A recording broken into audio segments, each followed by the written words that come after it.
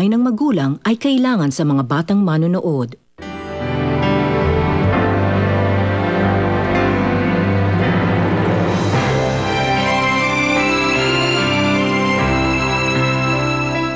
Ano, ha? Mangingialam ka ba ng gamit na iba? Ha? Ano? Roberto, tama na!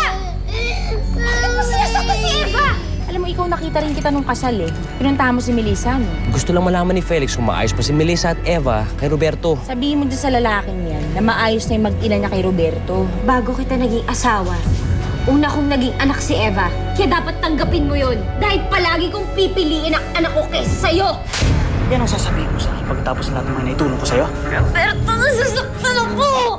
Kahit na may pagkukulang pa yung Roberto sa kanya, ang importante, dapat masaya siya. Sa tingin mo ba masaya si Melissa kay Roberto? Melissa, kalimutan na natin yung nangyari. Sige na, mauna ka na. Susunod na lang ako.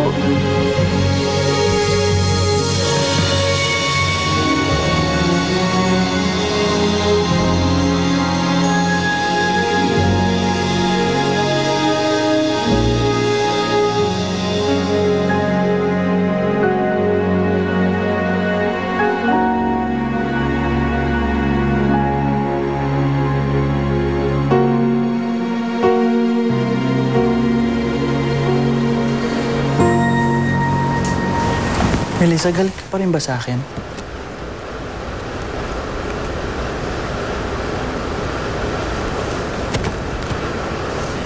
Melissa, lumapit ka naman dito. Huwag mo naman paramdam sa akin na ako lang mag-isa dito sa kama.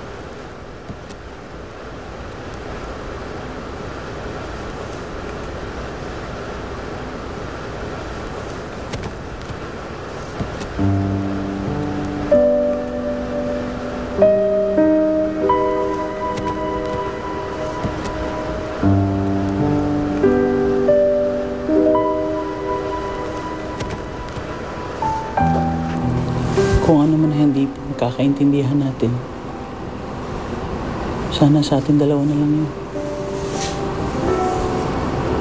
Tayong dalawa lang naman ang makakalutas ng sarili natin problema. Sana huwag mo nang ipaalam sa iba. Oo, Roberto.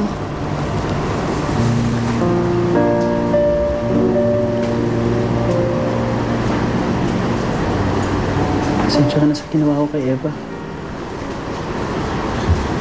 Pangako ko sa'yo.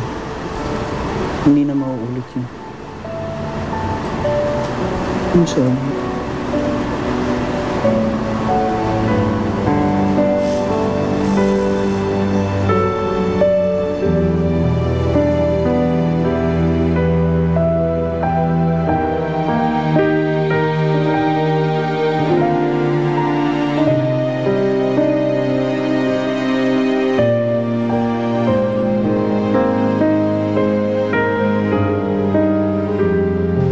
Anak, bantayan mo itong pinapalambot kong bakat. May bibilin lang ako sa labas. Narinig mo ba sinabi ko?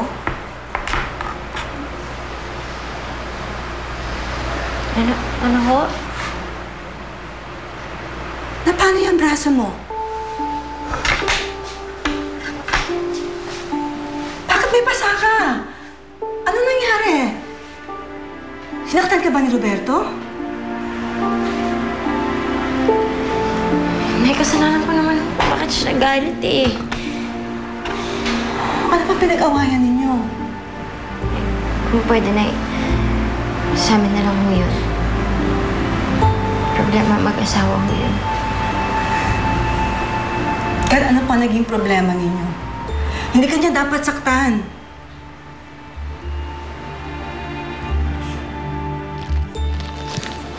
Hindi ko naman sinasadya, Rico eh. Kung naman kasi akalain, nasasabihin niya sa akin na mas importante pa yung anak niya kaysa sa akin. Yun tuloy. Nagdilim yung paningin ko eh. Pero hindi ka dapat nagkipagkumpetensya sa anak niya. Anak niya yun eh. Pero sana hindi na sinabi sa harapan ko na mas importante pa yung batang yun kaysa sa akin. Dami kong ginawa para sa kanya. Yun lang naman ang gusto ko eh.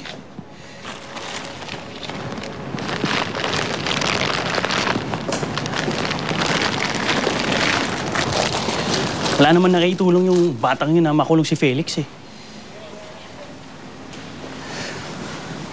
Alam mo, she only knew kung anong ginawa ko para sa kanya. Kung alam lang niya, Rico. Nahanap ko yung rapist niya noon. Nakapatay ako ng tao. Inareglo ko yung mga kakuntsaba ni Felix para lumaban sa kanya. Para bumaliktad sa kanya. Nagbayad ako ng maraming tao para lalo siyang idiin. Ginawa ko ng lahat yun. Kung alam lang niya. Yun lang naman ang gusto ko eh. Pag nalaman niya yun, baka sakaling may prioritize niya ako kaysa sa lahat ng tao na nasa paligid niya. Yun lang, Rico. Yun lang ang gusto ko. Oo nga pare, pero hindi alam ni Melissa yun. At hindi niya dapat malaman yun. Kasi ikakasira mo yun. Wala naman akong balak na sabihin sa kanya eh.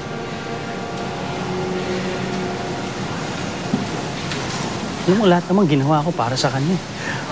Para makuha ko ulit si Melissa. Wala na nga si Felix sa buhay niya, pero ang dami pa rin peses sa buhay namin. Diyos ko.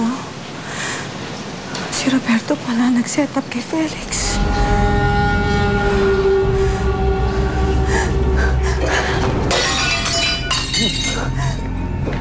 Nemor? Ang ginagawa niyo rito?